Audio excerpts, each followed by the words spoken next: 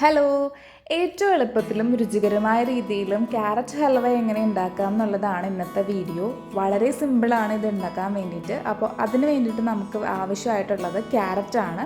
ഞാനിവിടെ എടുത്തിരിക്കുന്നത് ചെറിയ സൈസിലുള്ള ക്യാരറ്റാണ്. അത് തൊലി കളഞ്ഞ് വെച്ചിരിക്കുന്നതാണ് കേട്ടോ ഇത്. ഇനി നമുക്ക് ഇത് ഗ്രേറ്റ് ചെയ്തെടുക്കണം.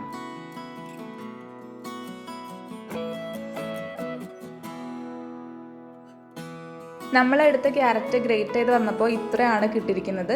ഇനി നമുക്ക് പാൻ അടുപ്പത്ത് വെച്ച് ചൂടായി വരുമ്പോൾ നെയ്യ് ഒഴിച്ച് അതിനകത്തേക്ക് കാഷ്യൂനട്ടും ബദാമും കൂടെ നമുക്ക് ജസ്റ്റ് ഒന്ന് വറുത്തെടുക്കാം. ഓപ്ഷണലാണ്, നിങ്ങൾക്ക് നട്ട്സൊക്കെ ഇഷ്ടമാണെങ്കിൽ അത് ആഡ് ചെയ്യാം, ഇല്ലയെന്നാണെങ്കിൽ അത് അവോയ്ഡ് ചെയ്യാം കേട്ടോ. അപ്പോൾ അതൊന്ന് വറുത്തെടുക്കാം.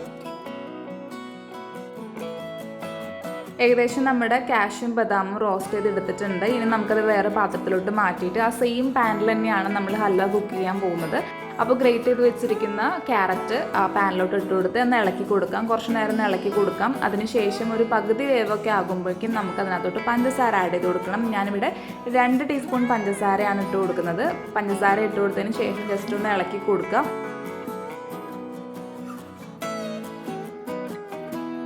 ഇനി നമുക്ക് ഇതിനകത്തോട്ട് പാലാണ് ചേർത്ത് കൊടുക്കേണ്ടത്. നമ്മൾ എടുത്തിരിക്കുന്ന ക്യാരറ്റിൻ്റെ പാകത്തിനനുസരിച്ചിട്ട് പാല് ചേർത്ത് കൊടുക്കാം. ഞാൻ എടുത്തിരിക്കുന്ന പാകത്തിനനുസരിച്ച് 1/2 കപ്പ് പാലാണ് ഞാൻ ചേർത്ത് കൊടുത്തിരിക്കുന്നത്. അതൊന്ന് നന്നായിട്ട് ഇളക്കി കൊടുക്കുക പാലൊഴിച്ചതിന് ശേഷം.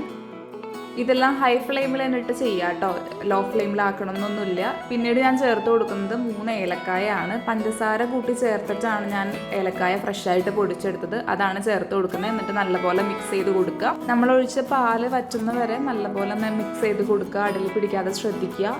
ഇളക്കി അവസാനം പാലൊക്കെ വറ്റി വരുമ്പോൾ അതിൻ്റെ പാകമായിട്ടുണ്ടാവും. പിന്നെ ക്യാരറ്റ് വെന്തിട്ടുണ്ടാവണം. ക്യാരറ്റ് വെന്തിട്ടില്ലെങ്കിൽ അതിനൊരു പച്ചൊരു ടേസ്റ്റ് വരും. ആ ടേസ്റ്റ് നമ്മൾ ഉണ്ടാക്കുന്ന ഹൽവയുടെ ടേസ്റ്റായിട്ട് യോജിച്ച് പോകില്ല.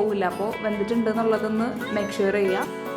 പാലൊക്കെ വറ്റി ഹൽവ ഏകദേശം സെറ്റായി വരുമ്പോൾ നെയ്യ് കുറവാണെന്ന് തോന്നുകയാണെങ്കിൽ നമുക്ക് കുറച്ച് അഡീഷണൽ ആയിട്ട് കുറച്ചും കൂടെ നെയ്യ് ചേർത്ത് കൊടുക്കാവുന്നതാണ് കേട്ടോ. ഞാൻ കുറച്ചും കൂടെ ചേർത്ത് കൊടുത്തിട്ടുണ്ടായിരുന്നു. അപ്പോൾ നിങ്ങൾ ഉണ്ടാക്കുന്ന സമയത്ത് നെയ്യ് കുറവാണെന്ന് തോന്നുകയാണെങ്കിൽ കുറച്ചും കൂടെ ചേർത്ത് കൊടുക്കാം.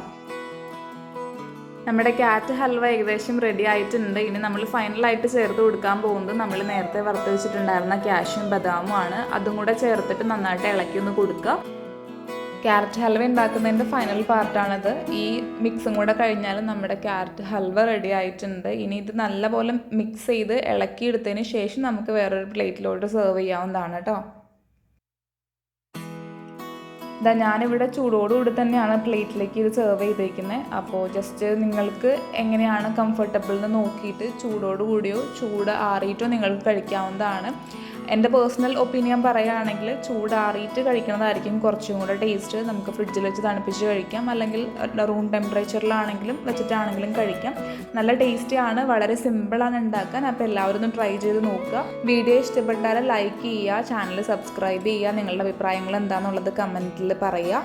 അപ്പോൾ thank you so much. Next ഒരു വീഡിയോ ആയിട്ട് വീണ്ടും കാണാം. ബൈ.